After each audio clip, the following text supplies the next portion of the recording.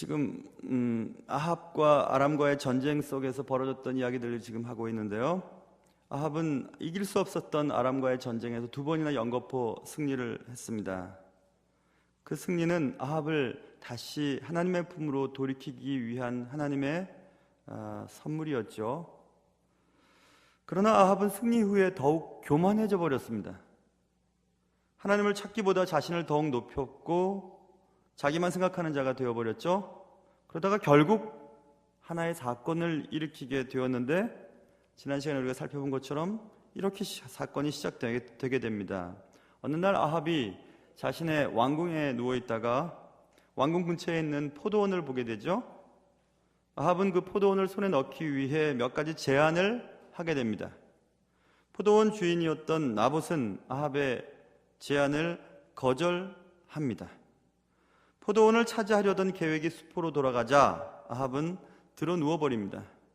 그것을 보고 있던 하나님을 모르던 왕비 이세벨이 기가 막힌 계획을 세우죠. 나봇을 죽이고 포도원을 빼앗을 계획을 세우게 됩니다. 나봇이 하나님과 왕을 저주하였다고 증언케 거짓 증인들을 세우는 계획이었죠. 그리고 결국 나봇을 돌로 쳐 죽이고 포도원을 빼앗으려는 계획이었습니다.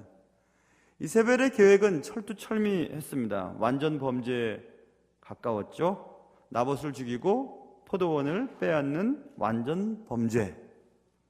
이세벨의 계획은 과연 성공할 수 있을까? 이 사건을 통해서 하나님은 우리에게 무엇을 알려주고 싶어 하시는 것일까? 오늘 그런 말씀을 나누려고 합니다. 모쪼록 여러분의 삶의 형편에서 말씀을 통해 각자에게 필요한 은혜가 있기를 주님의 이름으로 축원합니다. 자, 먼저 이렇게 볼까요? 오늘 본문에 보면 나봇이 죽습니다. 이제 이세벨의 계획대로 죽는 장면이 나옵니다. 오늘 11절, 그의 성읍 사람 곧 그의 성읍에 사는 장로와 귀족들이 이세벨의 지시 곧 그가 자기들에게 보낸 편지에 쓴 대로 합니다. 거짓 증언자를 세우고 하나님과 왕을 저주하였다고 얘기하고, 그리고 돌로 나봇을 쳐 죽이는, 그대로 하는 것입니다. 편지에 쓴 대로 했다. 이세벨은 나봇을 죽였습니다. 죽이고 포도원을 빼앗으며 끝나는 줄 알았습니다. 과연 죽이면 끝날까요? 또 반대로 우리가 죽으면 끝날까요? 다 끝나겠습니까? 그래서 어떤 큰 죄를 저지르고 책임질게 하면서 죽는 것이 책임을 지는 것일까요? 아니면 끝까지 살아서 자신이 받을 형벌을 다 받는 것이 책임을 지는 것일까요? 후자죠. 후자가 책임을 지는 것입니다. 그래서 우리는 우리 스스로의 목숨을 죽여서도 안 되고 남을 죽여서도 안 됩니다. 오늘 죽이면 끝나는 줄 알았습니다. 과연 죽이면 끝나는가? 죽으면 끝나는가? 이세벨은 열왕기하 9장 26절을 살펴보면 나봇을 죽일 때 나봇의 아들들도 다 죽여버립니다. 오늘 본문에는 나와 있지 않지만 열왕기하에 잘 나와 있습니다. 나봇의 아들들, 복수로 쓰인 것을 보니까 2 이상이겠죠. 아들들을 다 죽여버립니다. 참 못됐죠. 그래서 이세벨은 완전 범죄를 저지른 것처럼 오늘 보입니다. 오늘 본문의 성경은 나봇의 죽음을 여러 번 강조하고 있습니다. 13절, 14절, 15절, 16절 계속해서 나봇의 죽음에 대해서 죽었다 하면서 나봇의 죽음이 예사롭지 않은 죽음인 것을 강조하고 있거든요. 나봇의 죽음이 지금 굉장히 뭔가 이상하다는 것입니다. 여기서 우리는 왜 하나님은 나봇을 죽게 하셨을까? 이런 생각을 해볼 수 있어요. 우리가 지난 시간에도 살펴보았는데 왜 하나님은 나봇을 죽지 않게 만드실 수는 없으실까? 이런 우리가 질문을 던질 때 우리의 질문의 전제는 죽음이 나쁘다라고 하는 것이 깔려 있습니다. 자, 젊은 사람이 힘든 병에 걸려서 죽어요. 그리고 앞날이 창창하던 사람이 사고로 죽습니다. 그러면 하나님께 원망한 마음이 생기잖아요. 왜 그렇게 됐지? 하나님 계신가요? 하면서 우리가 원망하죠. 왜 그러냐 하면 죽음이 나쁘다고 생각하는 전제가 우리 속에 깔려있기 때문에 그렇습니다. 만일 죽음이 더 좋은 곳으로 가는 것이 확신이 있고 이 땅에 사는 것보다 훨씬 좋은 일이라는 것을 만약에 우리가 분명히 안다면 세상을 많이 살지 못하고 떠나고 몹쓸 병에 걸려서 고생하다가 죽는 사람들을 보고 하나님을 원망할 이유가 전혀 없거든요. 그런데 하나님을 원망하는 이유는 죽음이 나쁘다고 하는 전제를 우리가 가지고 있어요. 그럴 수밖에 없죠. 죽을 때의 모습이 별로 좋아 보이지 않거든요. 태어날 땐 보들보들하게 태어났던 인생이 가면 갈수록 몸이 뻣뻣해지고 죽기 바로 전에는 굳어버리거든요. 표정도 안 좋고. 그러니 죽음은 나쁘다고 생각을 하는 전제가 우리 속에 있습니다. 그렇다면 정말 죽음은 나쁜 것인가? 일찍 죽은 사람은 안 된 일인가? 지난 시간에 말씀드린 것처럼 피할 수만 있다면 어떻게든 피해야 되는 것이 죽음인가? 삶을 연장하는 것이 행복인가? 이런 질문을 던져보면 아니라고 대답을 해야 합니다. 우리 예수 믿는 사람들에게 있어서의 죽음은 관점의 차이가 매우 크죠. 이사야서 57장 1절에도 의인이 죽을지라도 마음에 두는 자가 없고 진실한 이들이 거두어감을 당할지라도 깨닫는 자가 없도다. 의인들은 악한 자들 앞에서 불리워 가도다. 요즘 새벽 본문 설교가 계속해서 헛된 날에 대한 내용 아닙니까? 헛된 날, 해 아래 사는 이 헛된 날에서 악한 일을 많이 보고 사는 것보다 하나님 나라에 가는 것 좋다. 그 얘기를 계속 지금 새벽마다 하고 있는데요. 지금 제가 읽은 이사야서 57장에도 의인들이 악한 자들 앞에서 불려간다는 것입니다. 하나님 뽑아가는 거예요. 뽑아갔어요. 그래서 일찍 데려가셨어요. 그런데 그것을 보고 사람들은 이해를 못하는 것입니다. 왜 의인이 빨리 죽었지? 이렇게 생각한다는 거죠. 성경은 분명히 우리에게 얘기하는 것입니다. 죽음을 통과해야 하나님 나라로 갈 수 있고 또 죽음은 하나님이 정하신 날에 가는 것이고 적어도 예수 믿고 살다가 가는 사람의 죽음은 나쁜 게 아니라는 겁니다. 그래서 오늘 본문에서 나봇의 죽음이 꼭 나쁜 것인가? 왜 하나님은 나쁜 일을 미리 막지 않으셨는가? 이렇게 우리가 질문을 한다는 것은 그런 전제가 있다는 것입니다. 그런데 여기서 한 가지 더 질문을 던져야 되죠. 그렇지만 나봇의 죽음은 분명히 억울한 죽음이 아닙니까? 이렇게 질문을 던져야 되죠. 억울하죠. 분명히 억울한 죽음이죠. 그럼 여기서 또 우리는 억울함에 대한 것을 한번 생각해 봐야 하죠. 억울함이 뭘까? 무엇을 억울하다 할 것인가? 억울하다라고 하는 단어를 사전에서 찾아보면 이렇게 해석이 되어 있습니다. 애매하거나 불공정하여 마음이 분하고 답답하다. 그게 억울하다는 것입니다. 결국 억울하다라고 하는 마음을 우리 속에 갖는 것은 일이 제대로 처리되지 않았기 때문에 갖고 있는 감정이거든요. 그래서 억울한 겁니다. 제대로 일이 처리되면 억울하지 않는데 제대로 일이 처리되지 않았다고 내가 생각하기 때문에 억울한 것입니다. 그러니 분명히 나봇의 죽음은 억울하겠죠. 내가 뭘 잘못했는데 말씀대로 하나님이 조상들에게 주신 유산을 지키려고 했는데 그것 때문에 죽었어요. 억울하죠. 그리고 제대로 된 심판이 아니었죠. 재판이 아니었죠. 거짓 증언자들로 하여금 왕과 하나님을 저주했다고 말하게 하고 돌로 쳐 죽여버렸습니다. 억울하죠. 제대로 된 심판이 없지 않았습니까? 누군가 이 억울함을 제대로 해결해 줄 때까지 이 억울한 감정은, 마음이 분하고 답답한 감정은 계속해서 존재하게 됩니다. 나봇은 분명히 억울하게 죽은 것처럼 보입니다. 그러나 우리가 기억해야 될 것이 있어요. 우리의 삶이라고 하는 것은 이 땅에서의 삶이 전부가 아니라는 거죠. 결국 우리의 억울함이 해결되면 되는 거죠. 해결됩니다. 왜냐하면 완전히 공정하신 하나님의 심판이 있기 때문에 그래요. 그렇기 때문에 억울한 일을 당해서 사람을 통해서 그 억울함을 해결해 보려고 하면 더 일이 꼬이게 되는 것이고 또 우리의 애매하고 답답하고 분하고 섭섭한 마음이 해결되지 않습니다. 절대 해결되지 않아요. 그렇기 때문에 우리 예수 믿는 사람들은 억울한 마음이 있더라도 그 억울함을 하나님께 갈 때까지, 이 땅에서 해결되면 좋겠지만 해결되지 않다면 하나님의 나라에 갈 때까지, 그리고 이 땅에서 삶이 전부가 아니고 하나님 안에서의 온전한, 공정한, 그리고 정당한 판결이 내려진다는 사실을 기억해야만 하는 것입니다. 나봇은 죽었습니다. 나봇의 아들들도 죽었어요. 정말 아무도 그들의 억울함을 해소해 줄 만한 재판관이 없었습니다. 이세벨의 계획대로 완전 범죄가 성립되려고 하고 있습니다. 그러나 우리 예수 믿는 사람들은 한 가지 사실을 분명히 믿어야 하죠. 그것은 언제나 어디서나 우리와 함께 하시는 하나님이 계시다는 사실입니다. 확실히 그렇습니다. 나봇이 죽는 자리, 나봇의 아들들이 죽어가는 그 자리에도, 그리고 이세벨이 완전 범죄에 가까운 그 계획을 실행하는 그 자리에도 하나님이 계셨어요. 하나님은 다 보고 계셨습니다. 17절부터 18절 말씀을 보시면 하나님 다 알고 계시다는 것을 엘리야를 통해서 말씀하고 있습니다. 하나님이 이세벨의 계획을 다 보고 계셨습니다. 그러므로 이세벨의 완전 범죄는 처음부터 사실은 불가능한 계획이었습니다. 하나님은 나봇의 억울함을 외면하시는 분이 아니셨습니다. 창세기 48장에 최초의 살인사건이 나오죠. 그것은 형제간의 살인사건이었습니다. 가인이 그의 아우 아벨에게 말하고 그들이 들어있을 때 가인이 그의 아우 아벨을 쳐 죽이니라.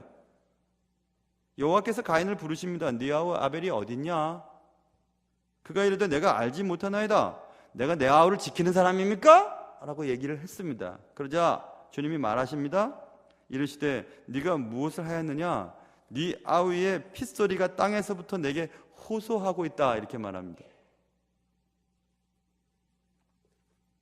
그 두 사람이 들에 있을 때, 아무도 보는 사람이 없을 때 가인이 아벨을 죽였고, 그리고 하나님은 다 알고 계셨지만 가인에게 네 아우 어디 있느냐고 얘기를 했잖아요. 가인은 정직한 대답을 하지 않았죠. 야, 땅에서 지금 네 동생이 호소하고 있어 나한테, 이렇게 말하고 있습니다. 하나님은 온 세상을 감찰하고 계시는 분이십니다. 어릴 때 왜 학교에서 그냥 선생님들이 뭐 청소하라 그러고 뭐 유리창 닦으라고 하는 거 있잖아요. 꼭 장학간 온다 그러면 그렇게 하잖아요. 장학간이 오면 그러면 그냥 얼마나 고생을 하는지.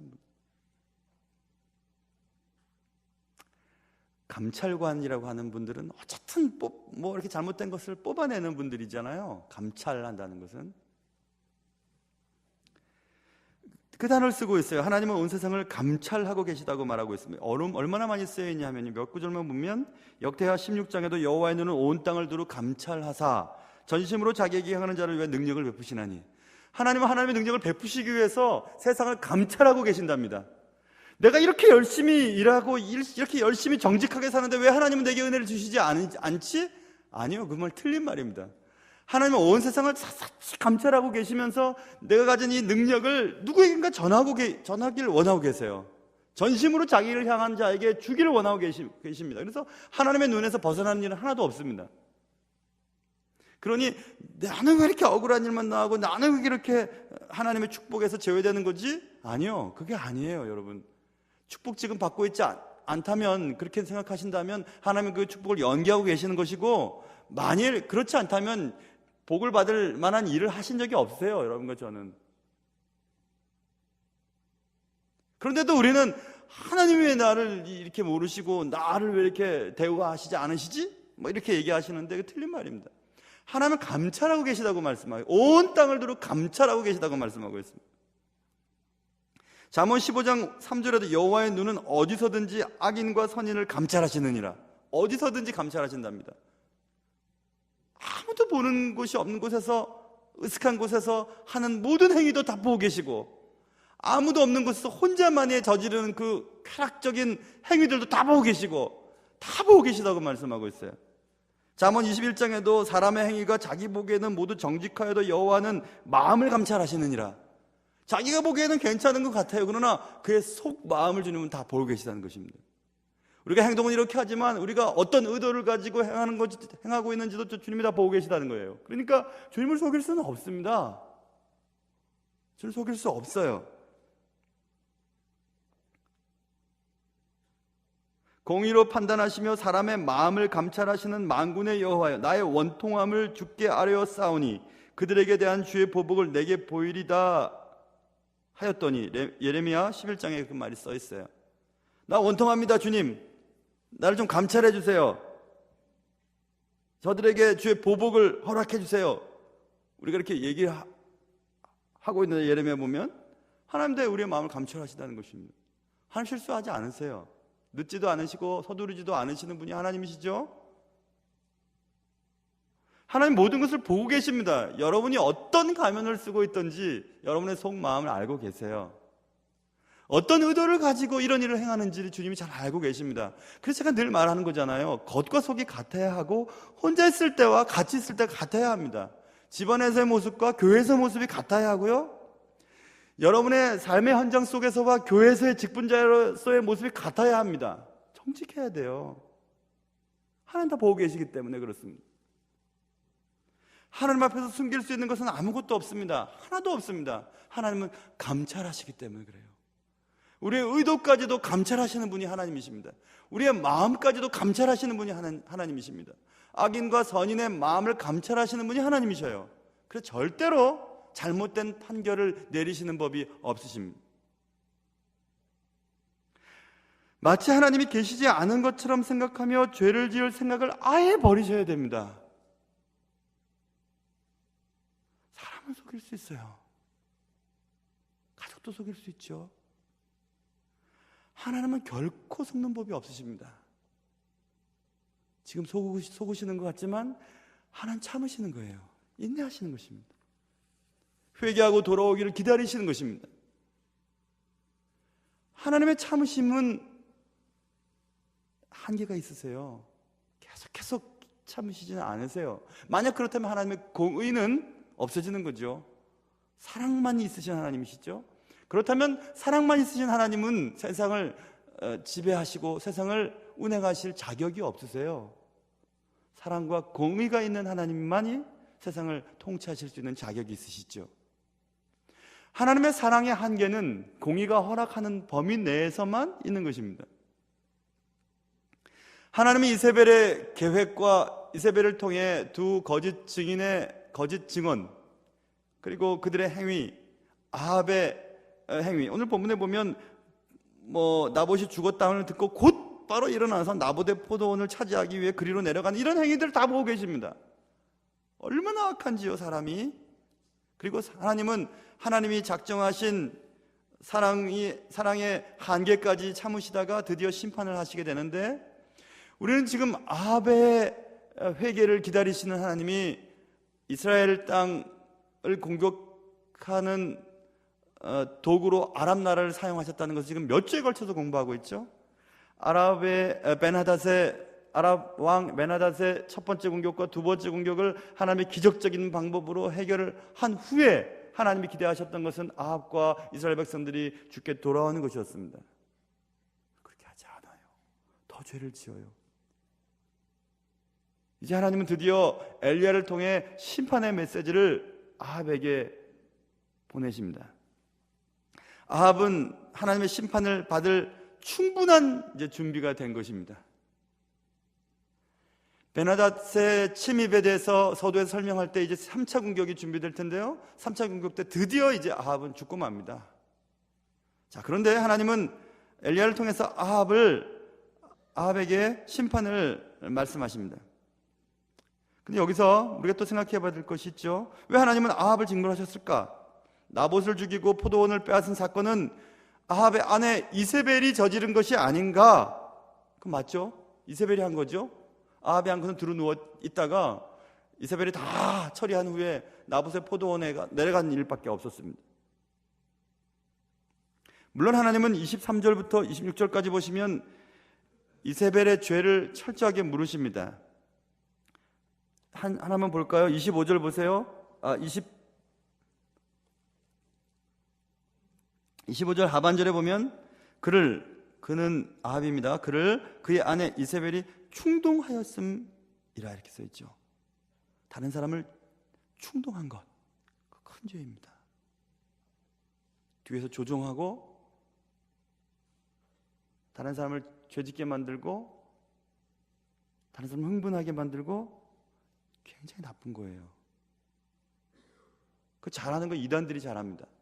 이단들이 건전한 교회에 들어와서 자꾸 사람들의 마음을 충동해요. 뭐가 잘못됐다 막 그렇습니다. 비겁하게 막 그냥 말로 글로 투서하고 사람들 마음을 힘들게 하면서 자꾸 마음을 갈라놓게 만듭니다. 진정한 그리스도인은 문제가 보이면 그 문제를 붙잡고 기도하는 분들이에요. 그걸 드러내고 막 분란을 일으키고 마음을 갈리게 만드는 사람들은 아닙니다. 그런 사람들은 신앙이 어리거나 이단들이에요. 정말 그리스도인들은 우리가 속해 있는 공동체의 아픔과 공동체의 죄를 나의 죄로 여기며 무릎 꿇고 기도하는 사람들입니다. 가슴을 찢고 이런 모든 죄와 이런 모든 허물은 내게로부터 시작됐다는 것을 알고 내 가슴을 치는 사람들이 진짜 주님의 사람들이죠. 여러분 주위에서도 혹시 교회에 대해서 욕하고 자꾸 근거 없는 얘기들 하는 분이 있다면 이렇게 얘기하세요. 그렇게 그러면 교회가 싫으면 다른 데 가세요. 이렇게 얘기하세요. 그 말 듣고 계속해서 그런가 하면서 그러지 마시고, 교회마다 이단들이 얼마나 침투하는지 몰라요. 제 친구 목사님들 교회도 그렇고 교회마다 지금 얼마나 많이 이단들이 있는지 몰라요. 누군지 모르겠어요. 시간 지나면 드러나게 되겠죠. 여러분 속으시면 안 돼요. 절대로 속으시면 안 돼요. 그런 소리를 들으면 그런 소리 하지 마세요 나한테 하고 오히려 기도하셔야 돼요. 기도하셔야 됩니다.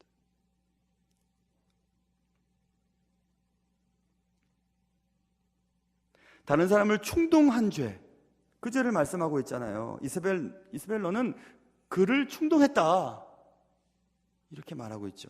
그래서 이세벨의 죄를 물으십니다. 그러나 아합을 죄 없다고 하지 않으십니다. 충동받아서 아합이 죄를 저질렀지만 아합의 죄도 넌 잘못 없어 이렇게 말씀하지 않으셨어요. 아합의 죄가 더 잘못했다고 얘기하죠. 보시면 21절 보세요. 여호와의 말씀이 내가 재앙을 네게 내려 너를 쓸어버리겠다 이렇게 말씀하십니다. 굉장히 무서운 말이에요. 쓸어버리시겠대요. 영어에서 보면 consume your 이렇게 돼 있어요. consume, 이 단어는 뭐죠? 소멸시켜버리겠다는 뜻이죠. 완전히 그냥 다 태워버려가지고 없애버리겠다. 완전히 자치가 없게 만들겠다는 것입니다. 그래서 내 집이 느바세 아들 여로보암의 집처럼 되게 하고 아히야의 아들 바하사의 집처럼 되게 한다. 감은 그의 씨까지 다 쓸어버리겠다는 얘기입니다. 얼마나 철저한 하나님의 징벌이에요. 굉장히 하나님이 이게 매를 드시면요 철저하게 징벌하세요. 하나님 무서운 줄 알아야 돼요. 하나님 되게 무서우십니다. 하나님은 사랑만이 하나님이 아니에요. 여러분, 현대 듣기 원하는 설교는 다 좋은 얘기만 하기를 원하잖아요. 저한테도 그렇게 말씀하시는 분이 계세요. 좀 좋은 얘기만 하시라고, 좋은 얘기만. 누군들 좋은 얘기 하고 싶지 않겠습니까? 좋은 얘기 하면 좋은 얘기 받는데 왜 좋은 얘기를 하고 싶지 않겠어요? 근데 목사가 그럴 수는 없습니다. 목사는 있는 대로 얘기해야 되고 각 교회나 현재의 상황에 맞춰서 하나님 주시는 말씀을 전하지 않을 수는 없어요. 전하지 않으면 내가 병이 생기는데요. 있는 대로 전해야 됩니다. 있는 대로 전한다고 해서 당신들은 나쁩니다 이렇게 얘기하는 것도 아니죠. 우리 모두가 해야 될 방향들을 지시하는 거죠. 말을 전한다고 해서 저는 죄가 없고 여러분은 죄가 있다 그 말하는 거 절대 아닙니다. 우리 함께 바른 방향을 향해 나아가야 된다고 얘기하는 거죠.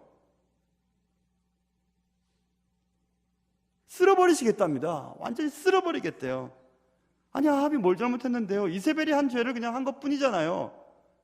그게 죄예요. 왜 죄인지 아세요 여러분? 아담과 하와의 죄를 한번 생각해 보세요.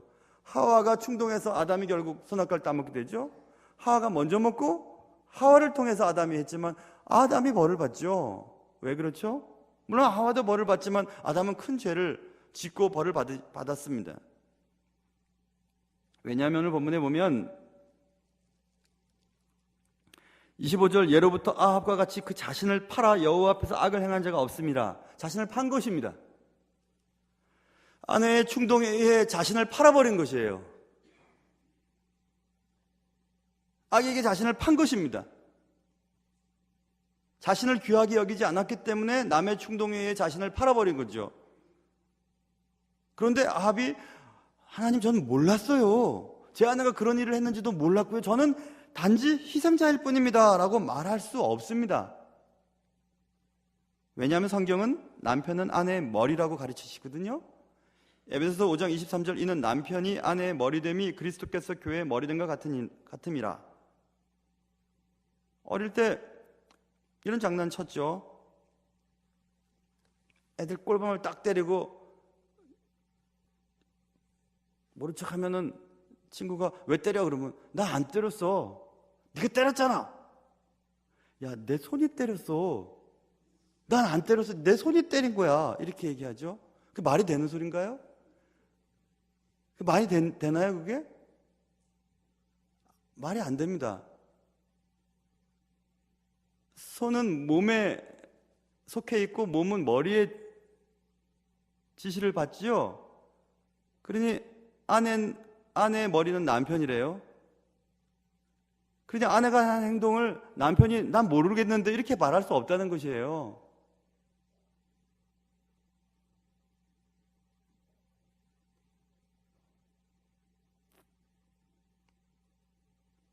그 두 가지 생각해야 되겠네요. 그러면 아내들 조심하셔야 됩니다. 말 조심하셔야 돼요. 남편들은 아내의 말에 금방 충동을 받습니다. 여자들 말 조심해야 되고 남편들도 조심해야 되죠. 말 그대로 믿고 또 행동하면 안 돼요. 하나님 앞에 벌 받습니다. 난 몰랐어요. 저 여자가 그렇게 했어요. 당신이 주신 저 여자가 내게 선악과 먹게 했단 말이에요. 그래? 미안하다 야. 내가 그런 여자 줘서. 이렇게 말씀 안 하십니다. 그렇게 말씀 안 하셔요. 그래서 주님이 우리에게 두 가지를 요구하시죠. 보라 내가 너희를 보냄이 양을 이리 가운데 보낸과 같도다. 그러므로 너희는 뱀같이 지혜롭고 비둘기같이 순결하라.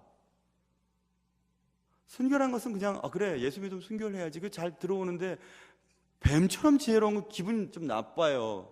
뱀은 사탄과 우리가 잘 연결이 되고 뱀은 여자들이 싫어하잖아요. 그 뱀처럼 지혜로운 게 괜히 그냥 잘 들려오지 않지만 그 뭡니까? 그렇게 사악하고 그렇게 다른 사람을 헷갈리게 만들고 넘어뜨리는 것만큼 지혜로워야 넘어가지 않는다는 거죠. 제가 언젠가 말을 했잖아요. 영어에서 나이브하다, 참 나이브하다 이렇게 말하는 게 순진하다는 말인데 그거 저 좋은 소리인 줄 알았어요. 근데 좋은 소리가 아니더라고요. 우리나라도 그렇잖아요. 너 너무 착해. 넌 정말 착해. 이렇게 얘기해요. 착하긴 해. 그런 얘기가 들어있죠. 착한 것만 갖고는 안 됩니다. 이 세상에서. 착하고 지혜가 있어야 되죠. 여러분 한번 생각해 보세요. 여러분은 순결한 쪽에 가까우세요? 지혜가 있는 사람에 가까우세요? 순결함이 없이 지혜로운 사람은 야가 빠집니다. 아주 못됐어요, 이 사람. 근데 지혜가 없고 순결한 사람은 바보 천치예요. 이 사람 맨날 당하기만 해요. 울기만 해요. 맨날 당하니까. 이것도 안 돼요. 약삭 빠른 사람에게 당하지 않을 만큼 지혜가 있어야 되고 자기 머리만 믿고 남 속이려고 하는 그런 약삭 빠른 사람은 순결해야 되고 두 개 다가 있어야 되는 거죠. 여러분이 부족한 게 무엇입니까? 저를 볼 때 둘 다 부족해요. 저는 지혜도 별로 없고 순진하지도 못해요. 목사님 맨날 겸손한 척. 진짜 그렇다는 얘기입니다. 그래서 조금씩 나아지는 것 같아요. 균형을 잘 갖추는 그리스도인이 되어야 합니다. 어느 쪽에든지 치우치지 않는 조화로운 그리스도인이 되기를 주님은 바라고 계세요. 왜냐하면 세상이 마치 양이 이리 속에서 살아가는 것처럼 그렇게 힘들다고 말하고 있잖아요. 양을 이리 가운데 보내는 것처럼 내가 그래. 그러니까 너희들은 순결하지만 지혜로워야 돼. 뱀처럼 지혜롭고 비둘기처럼 순결해라. 뱀처럼 지혜롭고가 먼저 쓰였잖아요. 일단 지혜로워야 살아남죠. 그리고 살아남지만 순결은 또 유지해야 하지요. 그러니까 힘든 거예요. 그리스도인이 된다는 것은 쉬운 일이 아닙니다. 쉬운 일이 아니에요. 진짜 그리스도인으로 진짜 그리스도인답게 세상 속에 산다는 것이 얼마나 힘든 일인지 몰라요. 정말 힘든 일이죠. 그렇기 때문에 그렇게 산 사람들에게 하나님이 큰 상급을 예비하시지 않으셨겠습니까? 대충 그냥 이렇게 저렇게 그냥 이렇게 살면 안 되죠.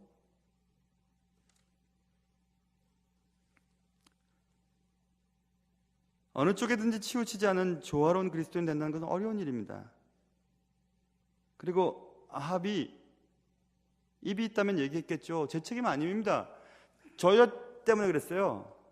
그리고 이세벨한테 지옥에서 얘기하겠죠. 네 책임이야, 네 책임. 얘기하겠죠. 네 책임이라고 얘기하는 건 지옥에 간 사람들이 주로 하는 얘기고요. 천국 갈 사람들은 내 탓입니다 하는 사람들이 주로 천국 갈 사람들이 많아요. 왜 남의 탓만 하며 살아가는지 모르겠어요. 다 남의 탓입니까? 문제가 생기면 전적으로 당신 책임입니까? 정말 그런 게 있을까 세상에? 전적으로 다른 사람 책임이 다고 나는 책임이 하나도 없는 일이 세상에 있을까요? 없습니다. 없어요.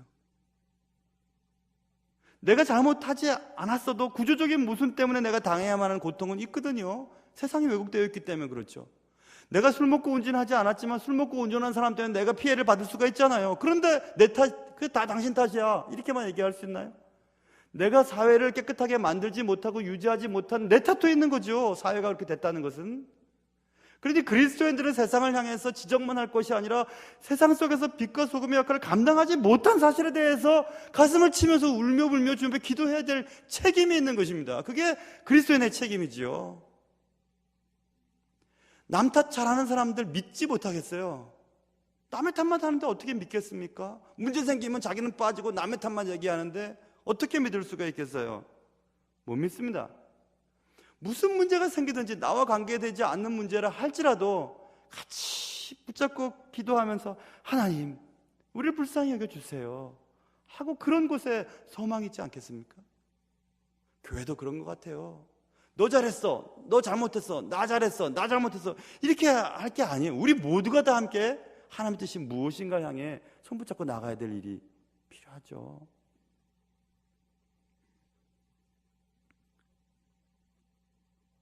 네 책임이다 말하기 전에 내 탓을 생각해 볼 수 있는 사람들이 됐으면 좋겠어요. 부부싸움도 그렇고요.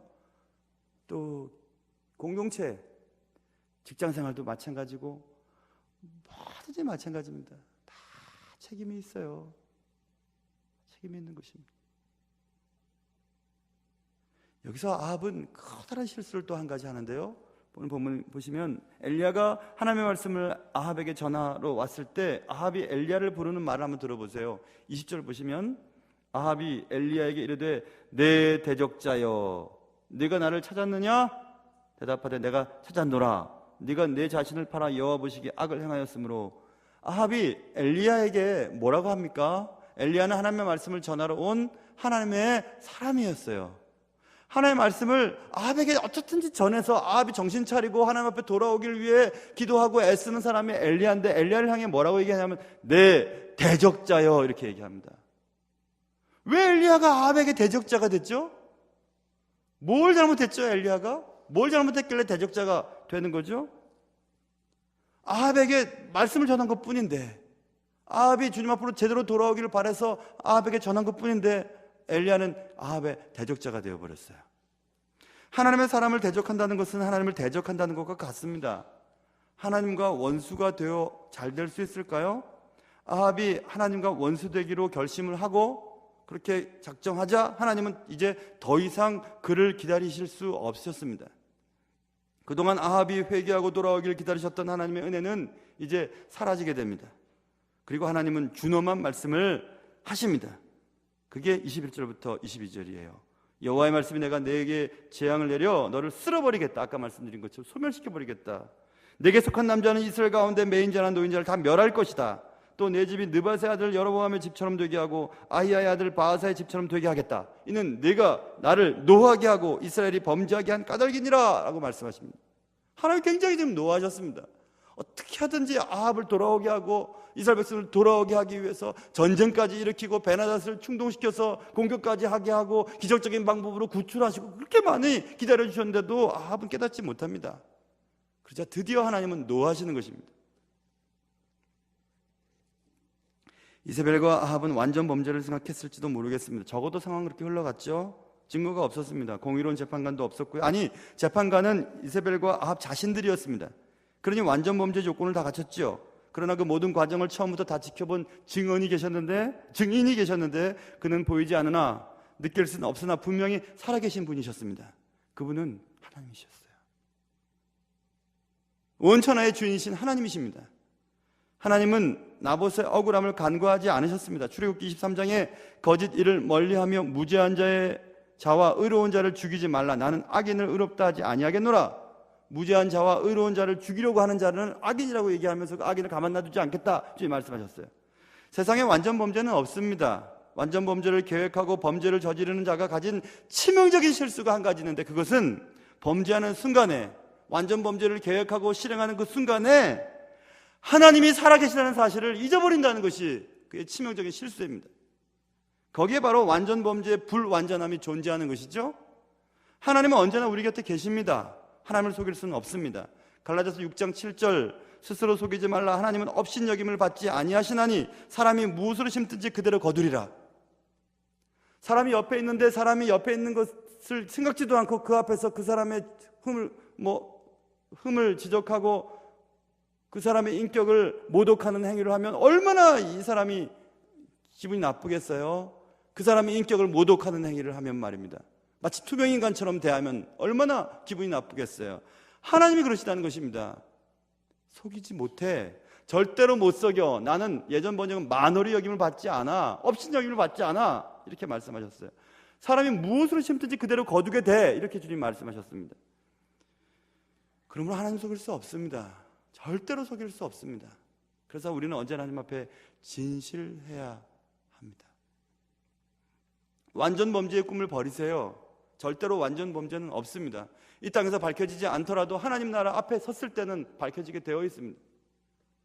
그렇기 때문에 우리는 언제나 진실하게 살아가야 합니다. 완전 범죄의 불완전함을 우리는 잊지 말아야 합니다. 사는 날 동안 큰 죄가 없이 깨끗하고 순수하게 살아가시길 바랍니다.